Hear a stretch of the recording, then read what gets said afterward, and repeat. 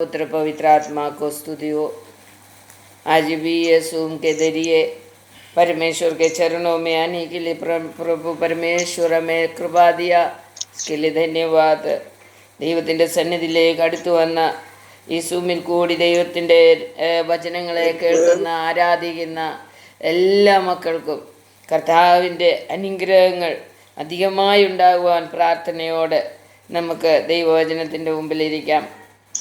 കൊലോസി ലേഖനം हमने सुन रहा था, पवित्र लोगों का झुंड के बारे में हम सुन रहा था। हमें हर एक व्यक्ति को पवित्र लोगों का झुंड में प्रवेश करने का है, पवित्र बनना है। पवित्र बनेगा तो ही पवित्र लोगों का झुंड में हम प्रवेश कर सकते हैं। इसके लिए हमें पवित्र बनने के लिए रुकावट देने वाला हर एक चीज़ से हमें दूर हटने का है. നമ്മളെ വിശുദ്ധിയിൽ നിന്ന് നമ്മെ മാറ്റുന്ന സകലത്തിൽ നിന്നും നമുക്ക് അതിനെ വിട്ട് ഓടേണ്ടതായിട്ടുണ്ട് എന്നുള്ളതാണ് നമുക്ക് മനസ്സിലാക്കുവാൻ കഴിയുന്നത്. പവിത്ര ലോകോं का झुंड अपना परमेश्वर का पवित्र सभा का नाम 13वीं नाम है, पवित्र लोगों का झुंड. पवित्र जन बनकर पवित्र लोगों का झुंड में हमें प्रवेश करने का है. प्रवेश करने का समय जो पुराना नियम में हमें जो लोगों को अलग अलग गोत्रों को अधिकार दिया था, वो सभी अधिकार यीशु के द्वारा जो परमेश्वर यीशु प्रभु के द्वारा उतार पाया हुआ व्यक्ति को मिल जाता है. ദൈവത്തിന് യേശു ക്രിസ്തുവിൽ കൂടി രക്ഷിക്കപ്പെട്ട വ്യക്തികൾക്ക് പുരോഹിതനാകാനും രാജാവാകാനും രാജകീയ പുരോഹിത വർഗത്തിലെ മെമ്പറായി തീരാനും വിശുദ്ധ ജനമാകാനും വിശുദ്ധ വംശമായി തീരാനും ഒക്കെയുള്ള അധികാരം ദൈവം തന്നിരിക്കുകയാണ് യേശു പ്രഭുവിൽ കൂടി. യേശു प्रभु के द्वारा हमें पुरोहित वर्ग बनने के लिए, राजा बनने के लिए और पवित्र यीशु मसीह का वंश का जन बनने के लिए, उनका घर वाला बनने के लिए बुलाया गया है. हालेलुया. इसके लिए आज हम कोलोसी लेखन पहले अध्याय का 12वीं वचन हम पढ़ेंगे. വിശുദ്ധന്മാർക്ക് വെളിച്ചത്തിലുള്ള അവകാശത്തിനായി നമ്മെ പ്രാപ്തരാക്കുകയും നമ്മെ ഇരുട്ടിന്റെ അധികാരത്തിൽ നിന്ന് വിടുവിച്ച് തന്റെ സ്നേഹസ്വരൂപനായ പുത്രന്റെ രാജ്യത്തിലാക്കി വയ്ക്കുകയും ചെയ്ത പിതാവിന് സന്തോഷത്തോടെ സ്തോത്രം ചെയ്യുന്നവരാകണം എന്ന് അപേക്ഷിക്കുന്നു.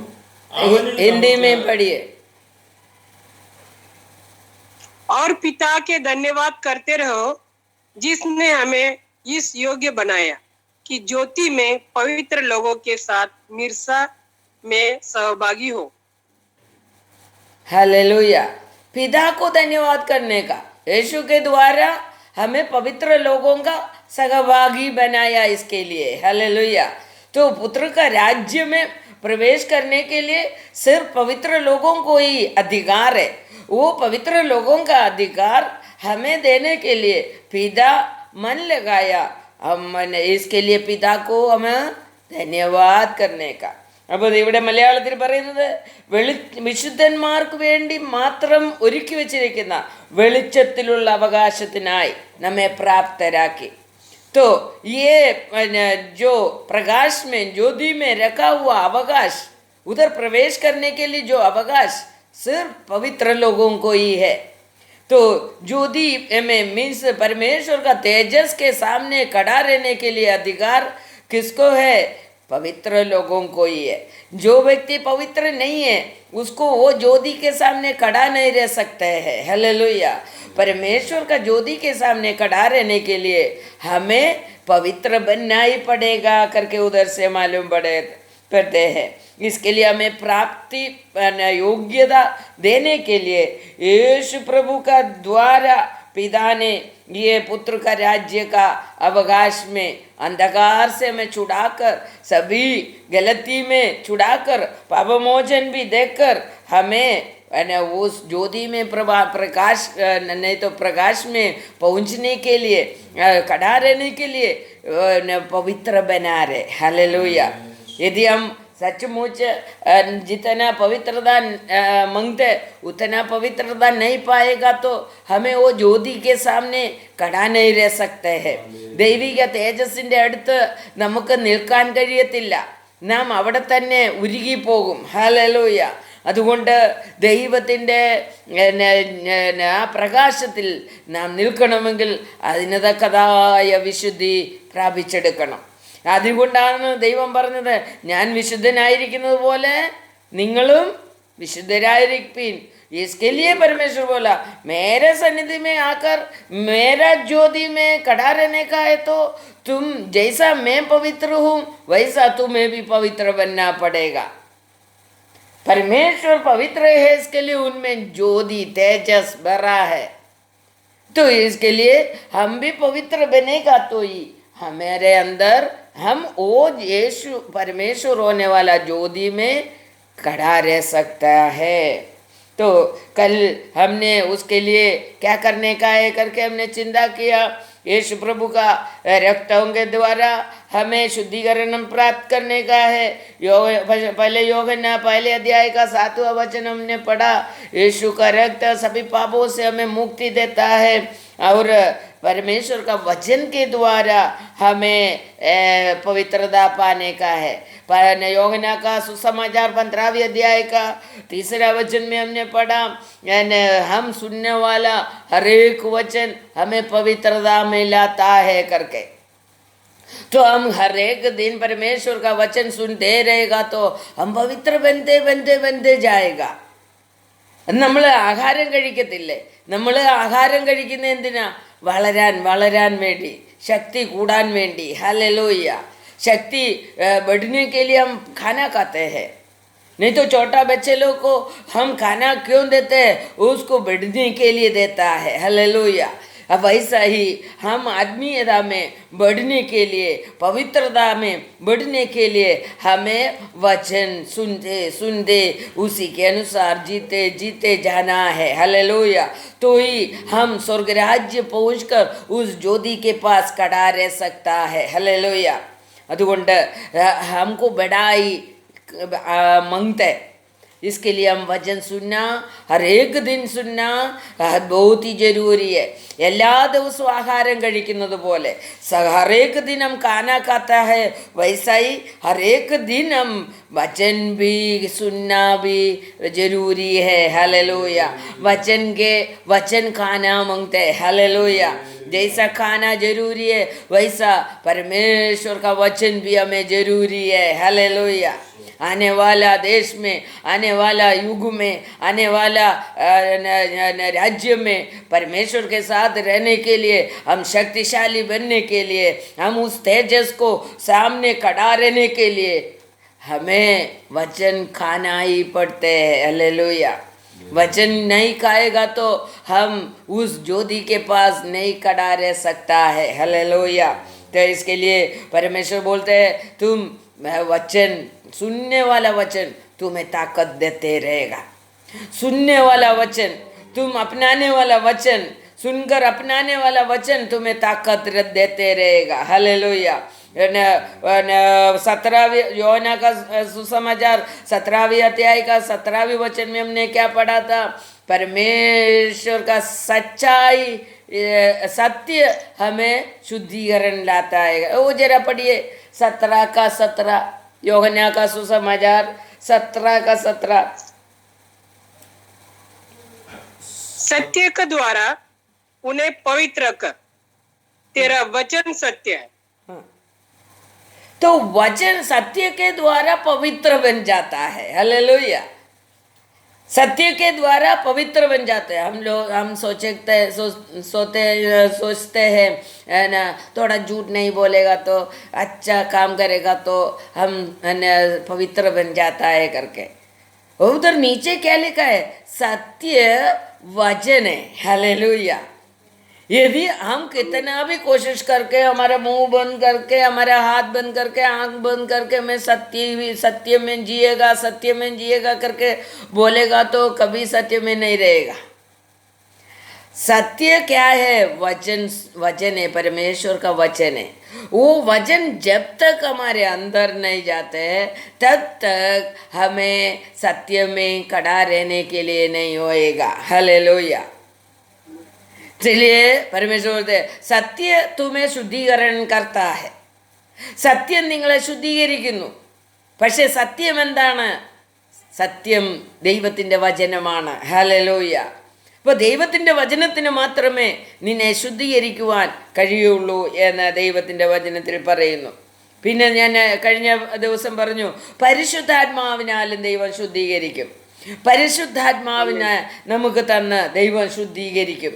അപ്പോൾ 3 തരത്തിലാണ് നമ്മളെ ശുദ്ധീകരിക്കുന്നത്. ഒന്ന് രക്തത്താൽ ശുദ്ധീകരിക്കും, വചനത്താൽ ശുദ്ധീകരിക്കും, പരിശുദ്ധാത്മാവിനാൽ ശുദ്ധീകരിക്കും. हालेलुया. ये 3 तरीके से परमेश्वर हमें शुद्धिकरण लाता है हमारे में. हम परमेश्वर के सन्निधि में बैठने का समय, वचन सुनने का समय यही होते रहेगा, शुद्धिकरण होते रहेगा. हमको मालूम ही नहीं पड़ेगा, हमारा शुद्धिकरण होते रहेगा. हालेलुया.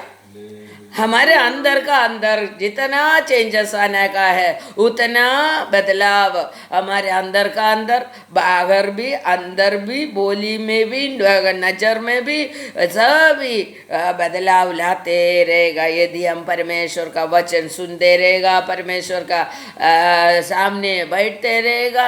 वो मगदला मरियम के जैसा परमेश्वर के सामने बैठते रहने का നല്ല അംശം തിരഞ്ഞെടുത്തുകൊണ്ട് ആ മറിയത്തെ പോലെ ദൈവത്തിൻ്റെ സന്നിധിയിൽ നാം ദൈവത്തിൻ്റെ കാൽക്കൽ ഇരിക്കണം. परमेश्वर का पैरों के नीचे मुझे सुनना है, वचन सुनना है, यही इच्छा रखकर हम उनके चरणों में बैठते रहेगा तो जरूर हमें परमेश्वर पवित्र करते रहेगा. നമ്മളെ ദൈവം വിശുദ്ധീകരിച്ചു കൊണ്ടേയിരിക്കും. അവൻ്റെ കാൽക്കൽ ഇരുന്നെങ്കിൽ മാത്രമേ നമ്മളെ വിശുദ്ധീകരിക്കുകയുള്ളൂ എന്നുള്ളത് നാം മനസ്സിലാക്കണം. तो हम अभी दानियल का पुस्तक में नहीं तो कल हमने फिर से पढ़ा परमेश्वर का वचन जो किसके लिए लिखा है? पवित्र लोगों के लिए ही लिखा है करके हमने पढ़ा था. फिलिपी लेखन में पहले अध्याय का पहले वचन, एफेसी लेखन में पहले अध्याय का पहले वचन, फर्स्ट कोरिन्थियन में पहले अध्याय का दूसरा वचन, वो सब हमने पढ़ा है. वो सभी वचन में पवित्र लोगों के लिए ये वचन लिखा गया करके हमने पढ़ा. तो ये वचन सुनकर उसी वचन के अनुसार हम जिएगा तो ही हमें जीवन, पवित्र जीवन हमारे अंदर आएगा. तो पवित्र, मैं तो प्रार्थना करने वाला है, आज मुझे वचन नहीं सुनेगा तो भी चलेगा करके बहुत लोग सोचते हैं. नहीं, परमेश्वर बोलते हैं मैं वचन दिया है वो पवित्र लोगों के लिए है. हालेलुया. जो पवित्र बन के जीने वाला लोगों को अपवित्रता उसका जीवन में नहीं आने का, मलिनता उसका जीवन में नहीं आने का है तो वचन सुनते रहने का, वचन के अनुसार जीते रहने का. नहीं है तो उनका जीवन में अपवित्रता, मलिनता, अकृत्य, पाप आते रहेगा. നമ്മൾ വചനം കേൾക്കാതെ ഇരുന്നാൽ നമ്മളിൽ അശുദ്ധിയും പാപവും ഒക്കെയും നമ്മളറിയാതെ തന്നെ നമ്മുടെ ഉള്ളിലേക്ക് പ്രവേശിക്കും. എന്നാൽ നാം വചനം കേട്ടുകൊണ്ടിരുന്നാൽ നമ്മുടെ ഉള്ളിലേക്ക് അത് പ്രവേശിക്കുവാൻ ആ വചനം സമ്മതിക്കുകയില്ല. ഹല്ലേലൂയ. तो रेवलेशन का प्रकाशित वाक्य में 22 का 11 में हमने पढ़ा, जो अभी मलिनता में जीने वाला और मलिनता करो, अशुद्धि में जीने वाला और अशुद्धि में जियो. हम अगर परमेश्वर का पवित्रता में जीने वाला और पवित्र बनते रहो, धार्मी और धार्मी बनते रहो. हालेलुया. धार्मिकता को बढ़ाते रहने का, पवित्र लोग पवित्रता को बढ़ाते रहने का ये परमेश्वर का वचन है. तो उसमें परमेश्वर बोलते कितना तुम धार्मी बन सकते हैं, बढ़ सकते हैं, उतना बढ़ो. पवित्रता में तुम कितना बढ़ सकते हैं उतना बढ़ना मांगते हैं. अपने को बढ़ाई देने के लिए परमेश्वर बोला है यीशु का सिर तक तुम्हें बढ़ना है. आमीन। यीशु प्रभु का सिर तक धार्मी बनने का है। यीशु के समान तुम्हें धार्मी बनना है। स्तोत्रम, स्तोत्रम। यीशु के समान तुम्हें पवित्र बनना है करके बोला। आज फिर से आज हम चिंता करेंगे दानियेल का पुस्तक में। दानियेल का पुस्तक पहले अध्याय का 8वें वचन हम पढ़ेंगे। दानियेल का पुस्तक पहले अध्याय का 8वें वचन।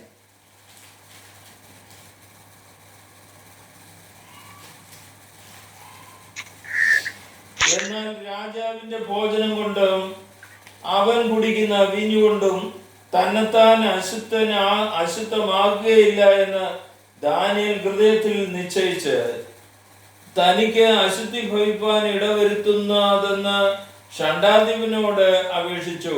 बस, और उसका तीसरा अध्याय का 15वां वचन भी पढ़िए। कौन सा वचन जी? दानियेल का पुस्तक तीसरा अध्याय का 15। ओके। ഇപ്പോൾ കാഹളം, കുഴൽ, തമ്പുരു, കിന്നരം, വീണ, നാഗസ്വരം മുതലായ സകലവിധ വാദ്യ നാദവും കേൾക്കുന്ന സമയത്ത് നിങ്ങൾ ഞാൻ പ്രതിഷ്ഠിച്ച ബിംബത്തെ വീണ് നമസ്കരിപ്പാൻ ഒരുങ്ങിയിരുന്നാൽ നന്ന്. നമസ്കരിക്കാതെ ഇരുന്നാലോ ഈ നാഴികയിൽ തന്നെ നിങ്ങളെ എരിയുന്ന തീച്ചൂളയിൽ ഇട്ടുകളയും. तो परमेश्वर का धार्मी दानियेल को आया हुआ प्रश्न के बारे में उधर लिखा है। देखो कितना परमेश्वर के लिए वो पवित्र बनने के लिए चाहा, उतना तकलीफ भी उसका जीवन में आया। उसका तकलीफ चारों तरफ का लोग देने लगा। पवित्र बनते जीने के लिए कोशिश करने वाला लोगों का चारों तरफ से कोई ना कोई तरीके से तकलीफ आएगा ही। उधर दानियेल बोल रहे, दानियेल कैसा पवित्र बना? अपना खाना राजा के सन्निधि में बैठकर राजा का मेस में से खाने के लिए दानियेल को अवकाश मिला है, अधिकार मिला है। तो दानियेल बोला ये राजा का खाना खाकर मैं अशुद्ध बनने के लिए नहीं चाहता है। कोई कोई खाना, कोई कोई व्यक्ति देने वाला खाना, कोई कोई भी घर में जाकर खाने का समय हमारे अंदर अशुद्धि आ जाता है। हालेलुया। तो इसके लिए खाना हमें अशुद्ध करता है करके समझ में आना मांगते। सब कुछ हमें खाने के लिए नहीं दिया है परमेश्वर। परमेश्वर एक नियंत्रण रखा है खाने में। परमेश्वर बोलते तो दानियेल बोलते ये राजा का खाने से मेरे अंदर अशुद्धि आएगा, इसके लिए मेरा प्रभु का विरुद्ध खाना खाने के लिए मैं तैयार नहीं है। तो ये दानियेल खाना नहीं खाया, फिर भी बलवंत बना करके उधर से हमें मालूम पड़ता है। तो हमारा जीवन में भी ऐसा निश्चय लेना मांगते हैं, मैं मेरा खाना, मेरा प्रवृत्ति, मेरा देखने का अवस्था, मेरा बोली, इसमें से कोई अशुद्धि मेरे जीवन में आने के लिए नहीं देगा। भले वो बहुत बड़ा भी रहेगा, भले बहुत बड़ा राजा रहेगा, उसका भी खाना मुझे नहीं मांगते, उसका भी खुशी के लिए मैं नहीं जिएगा। मैं मेरा प्रभु मेरे ऊपर प्रसन्न होने के लिए मैं जिएगा करके निश्चय लेना मांगते। നമ്മുടെ ദൈവം നമ്മിൽ പ്രസാദിക്കണമെന്ന് ആഗ്രഹിച്ചുകൊണ്ട് വേണം നമ്മുടെ ആഹാരവും നമ്മുടെ പ്രവൃത്തിയും നമ്മുടെ നോട്ടവും നമ്മുടെ സംസാരവും ഒക്കെയും നമ്മൾ നിയന്ത്രിച്ച് വേണം നമ്മൾ ജീവിക്കുവാൻ. അപ്പോൾ നോക്കിക്കേ, ദാനിയേലിനെ ദൈവം വിശുദ്ധനാക്കി മാറ്റി. അവനെ അതുകൊണ്ട് എന്താ സംഭവിച്ചേ? सिंह का कुंड में भी गया तो परमेश्वर उधर भी उतर कर जाकर उन्हें छुड़ाया। हालेलुया। जो पवित्र बनकर जिएगा, परमेश्वर का वचन के अनुसार पवित्र बनकर जिएगा, वो कितना भी कुंड में गिरो, कितना भी सिंह का बीच में गिरो, तो भी परमेश्वर बचाने के लिए उधर आएगा. നമ്മുടെ വിശുദ്ധി കർത്താവിന് വേണ്ടി നാം എന്ത് ചെയ്യുന്നു, കർത്താവിൻ്റെ വചനപ്രകാരം നാം എത്രത്തോളം ദൈവത്തെ മാനിച്ച് സ്നേഹിച്ച് ജീവിക്കുമോ അത്രത്തോളം മാത്രമേ ദൈവം നമ്മളെ സഹായിക്കാൻ ഇറങ്ങി വരികയുള്ളൂ. हम दूसरा तीसरा अध्याय का 15वें वचन में हमने पढ़ा, शद्रक, मेशक, अबेदनगो वो भी दानियल के समान खाना राजा का खाना बिना खाना खाकर अपने आप को अशुद्ध नहीं किया था। वो कोई भी प्रवृत्ति में परमेश्वर का विरुद्ध नहीं जिया, फिर भी नहीं भी जिया, प्रार्थना किया। प्रार्थना करने के वजह से वो लोग को क्या किया, आग में डाल दिया। प्रार्थना किया, पवित्रता में जिया, इसके वजह से आग में गिरना पड़ा। मगर अपना परमेश्वर अपना पवित्र लोगों को कभी छोड़ने वाला परमेश्वर नहीं है। वो परमेश्वर आग में उतर कर उन्हें बचाया करके हमें उधर से मालूम पड़ता है। इसके लिए परमेश्वर के वचन के अनुसार हम जीकर നമ്മൾ ദൈവത്തിൻ്റെ വചനപ്രകാരം ജീവിച്ചാൽ നാം ഏത് പ്രശ്നത്തിൽ കുടുങ്ങിയാലോ അവിടെ നിന്ന് വിടുവിക്കുവാൻ നമ്മുടെ കർത്താവ് ഇറങ്ങി വരും എന്നുള്ളത് നാം മനസ്സിലാക്കണം। वरी विशुद्धनायाल पवित्रता है तो ही परमेश्वर उतर कर आकर हमें बचाएगा। अब ശുദ്ധീകരണം वृद्धावाकान अनुवदिकेला। दैव हम भी अपना पवित्रता कम करने के लिए कोशिश नहीं करने का, परमेश्वर भी उसके लिए हमें मदद करते हैं। हालेलुया। हम पवित्र बनकर जीने के लिए इच्छा रखेगा तो उधर दानियल का पुस्तक में हमने देखा षंडाधिप जो खाना देने वाला व्यक्ति का मन को एकदम परमेश्वर पिघला दिया। हालेलुया। राजा का ऑर्डर को छोड़कर दानियल का रिक्वेस्ट को अपेक्षा को स्वीकार कर उसको उस दानियल का अपेक्षा का अनुसार खाना दिया। हालेलुया। ഇപ്പം ദൈവം അനുകൂലമാണെങ്കിൽ എല്ലാ പ്രതികൂലങ്ങളും നീങ്ങിപ്പോകും। हालेलुया। तो परमेश्वर के लिए खड़ा रहने के लिए हम तैयार है तो परमेश्वर उसके लिए रुकावट देने वाला हर एक मनुष्य को हमसे नम्र करेगा, नहीं तो निकाल देगा हमारे विरुद्ध खड़ा रहने वाला को। तो ये परमेश्वर के सामने मैं कितना पवित्र बनकर जीने के लिए निश्चय लिया है, उसी के अनुसार हमारे जीवन में परमेश्वर का प्रवृत्ति आएगा। अवकाश शुद्धिकरण प्राप्त करने वाला कोई मिलेगा करके हमको मालूम पड़ना मांगता है। और परमेश्वर का वचन के सुनने वाला सभी लोग शुद्धिकरण प्राप्त करता है। हालेलुया। परमेश्वर का वचन सुनने वाला हर एक व्यक्ति शुद्धिकरण प्राप्त करता है। अब्राहम के बारे में अपने को मालूम है। अब्राहम मेरे को ऐसा लग रहा है 25वां उम्र में परमेश्वर का वाणी मिला, मगर आशीष मिला 100 में 99 में 100 में मिला आशीष। वादा पूरा हो गया उस समय में। क्यों ये वादा इतना दूर हो गया, इतना लेट क्यों हो गया? क्योंकि जितना पवित्रता परमेश्वर चाहता है उतना पवित्रता हमारा जीवन में जब तक नहीं आएगा तब तक परमेश्वर का प्रवृत्ति पूरी तरह से हमारा जीवन में नहीं आएगा। हमारे ऊपर वादा पूरा होने के लिए हम चाहते हैं तो जरूर हमें शुद्धिकरण मांगते हैं, क्योंकि पवित्र परमेश्वर हमारे पास आने के लिए और पवित्र परमेश्वर हमें छूने के लिए, पवित्र परमेश्वर के हाथ से हमें कुछ लेने के लिए हमें पवित्रता मांगते हैं। हालेलुया। इसके लिए अब्राहम को भी, चुना हुआ अब्राहम को इतना लेट उनका वादा नहीं तो परमेश्वर वादा किया हुआ आशीष देने के लिए इतना लेट हो गया, क्योंकि बीच बीच में अब्राहम की वापस मिस्र में चले गया, पर मैं झूठ बोलने लगा, गलत बोला, वाइफ के बारे में बोला, वाइफ मेरा बहन है करके बोला, ऐसा ऐसा तो थोड़ा झूठ से थोड़ा दिन चलते आया। तो जब तक हमारे अंदर पूरी तरह से पवित्रता नहीं आते तब तक परमेश्वर का प्रवृत्ति पूरी तरह से हमारा जीवन में नहीं आएगा। मगर परमेश्वर छोड़ेगा नहीं। परमेश्वर ने चुड़ा के फिर थोड़ा तकलीफ ऐसा पूरा आशीष मिलेगा नहीं, मगर परमेश्वर आने वाला तकलीफ से छुड़ा के हमें आगे बढ़ाते हैं। हालेलुया। क्योंकि परमेश्वर हमारे ऊपर थोड़ा प्रसन्नता रखा है। हालेलुया। परमेश्वर थोड़ा प्रसन्नता रखा है, इसके लिए हमें छुड़ा के आगे लेके जाके वो आशीष का योग्य बनाएगा।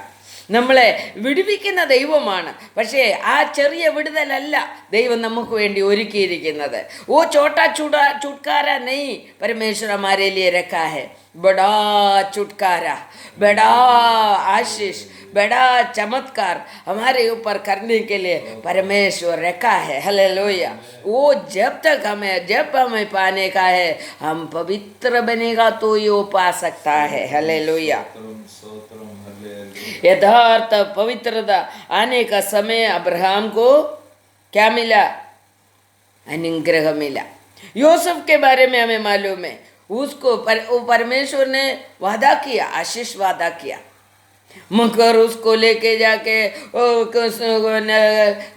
क्या कुएं में डाला, उधर से भेज डाला, उधर से राजा का उधर सेवक बनकर छोड़ दिया और उसको वो जेल में डाला। बहुत बहुत बहुत तकलीफ के द्वारा चलाया, मगर परमेश्वर उसको बचपन में एक वादा दिया है। हालेलुया। परमेश्वर बचपन में उनका सपने के जरिए एक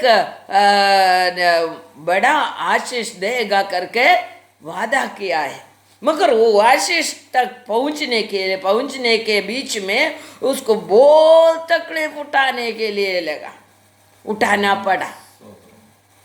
ആ അനുഗ്രഹത്തിലേക്ക് അവൻ എത്തുന്നത് വരെ അനേകം പ്രതിസന്ധികളിൽ കൂടി അവന് പോകേണ്ടി വന്നു. मगर जेल में रहेगा तो भी, कारागृह में रहेगा तो भी, उधर से निकाल कर परमेश्वर सिंहासन में बिठाया उनको. हालेलुया. परमेश्वर जो वादा किया, वो 1 साल रहने का समय वादा किया तो भी, वो 100 साल होएगा तो भी परमेश्वर देने वाला परमेश्वर है. हालेलुया. मगर वो देने के बाद ही परमेश्वर चुपचाप बैठेगा. वो जब तक वो पाने के लिए योग्य बनेगा तब तक हमारा जीवन में कोई ना कोई तकलीफ कद आते रहेगा. हालेलुया. इसके लिए यूसुफ के पवित्रता पाया पूरी तरह से, परमेश्वर का वादा का योग्यता के लिए पवित्रता पाया तो उनको परमेश्वर वादा किया हुआ चीज दे दिया है. हालेलुया. तो परमेश्वर हमें भी वादा किया है यीशु के जरिए. यीशु के जरिए हमें स्वर्ग राज्य वादा कर रखा है. हालेलुया. स्वर्ग राज्य वादा किया है, मगर ये जीवन में हमें कष्टता के जरिए, दुख के जरिए हमें पवित्रता और बढ़ते बढ़ते बढ़ते बढ़ते प्राप्त करना है. हालेलुया. हमारा पवित्रता को प्राप्त करते रहो. एक दिन परमेश्वर का पुत्र यीशु मसीह आएगा. रोजी आ जाओ मध्य आकाश में. हालेलुया. परमेश्वर बुलाएगा. हालेलुया. हमें उठाकर बुलाकर लेके जाएगा. हालेलुया. पवित्र होते रहने का, हमें नाम बोलकर हमें उठाकर लेके जाएगा हमारा परमेश्वर मध्य आकाश में. तो तब तक हमारा पवित्रता छूटना नहीं मांगते. अब्राहम भी थोड़ा बीच में गया तो भी वापस आकर और भी बढ़कर परमेश्वर में बढ़ गया, विश्वास में, पवित्रता में. जोसेफ भी सोचा होगा, देखो परमेश्वर इतना बड़ा सपना दिया मुझे और मुझे इतना बड़ा कुएं में डाल दिया. वो सोचा होगा इधर ये क्या है जीवन में, ये आने वाला चीज क्या है, परमेश्वर दिया हुआ सपना क्या है और ये जीवन में क्या आ रहे, उसका ऐसा विचार आया होगा. मगर ये परमेश्वर का योजना है एक पवित्र व्यक्ति बनाने के लिए. परमेश्वर का जो वादा किया आशीष पाने के लिए वो परमेश्वर का योजना के अंदर से हमें जाना पड़ेगा. ദൈവത്തിൻ്റെ നിയോഗിക്കപ്പെട്ടിരിക്കുന്ന ആ എല്ലാ പ്രതിസന്ധികളിൽ കൂടെയും പ്രശ്നങ്ങളിൽ കൂടെയും സന്തോഷത്തിൽ കൂടെയോ ഒക്കെ നമ്മൾ നടന്നു നീങ്ങുമ്പോഴാണ് നാം എത്തേണ്ടുന്ന അല്ലെങ്കിൽ വാഗ്ദത്തം ചെയ്തിടത്തേക്ക് ചെല്ലുവാനിടയായിത്തീരുന്നത്. मिस्रैम से निकला हुआ इस्राएल लोग स्वयं पवित्र करने के बदले कुटकुटाते रहा. वो सब मिस्रैम में से निकला मगर रेगिस्तान में वो खत्म हो गया. मगर परमेश्वर का जो परमेश्वर का चलाने का समय, ये परमेश्वर का योजना है. ये पवित्रता देने के लिए जो योजना है करके मालूम बढ़कर हमें हमारे जीवन को पूरी तरह से परमेश्वर के पास अर्पण करने का है. परमेश्वर का सन्निधि में ദൈവസന്നിധിയിൽ നമുക്ക് പൂർണ്ണമായി സമർപ്പിക്കപ്പെട്ട ഒരു വിശുദ്ധീകരിക്കപ്പെട്ട ജീവിതമുണ്ടെങ്കിൽ മാത്രമേ നമുക്ക് സ്വർഗരാജ്യം പ്രാപിക്കുവാൻ കഴിയുകയുള്ളൂ. അതുകൊണ്ട് ഈ വീഡിയോ ഇവിടെ ഞാൻ അവസാനിപ്പിക്കുകയാണ്. ഇതിൻ്റെ ബാക്കി ഭാഗം അടുത്ത വീഡിയോയ്ക്ക് കേൾക്കാം. ദൈവം തമ്പുരാൻ നമ്മളെ ഓരോരുത്തരെയും അനുഗ്രഹിക്കട്ടെ. ഈ വീഡിയോ നിങ്ങളെല്ലാവരും സബ്സ്ക്രൈബ് ചെയ്യണം, ഷെയർ ചെയ്ത് മറ്റുള്ളവർക്ക് കൊടുക്കുവാൻ മറക്കരുത്. ദൈവം എല്ലാവരെയും അനുഗ്രഹിക്കുമാറാകട്ടെ എന്ന് പ്രാർത്ഥിക്കുന്നു. ആമേൻ.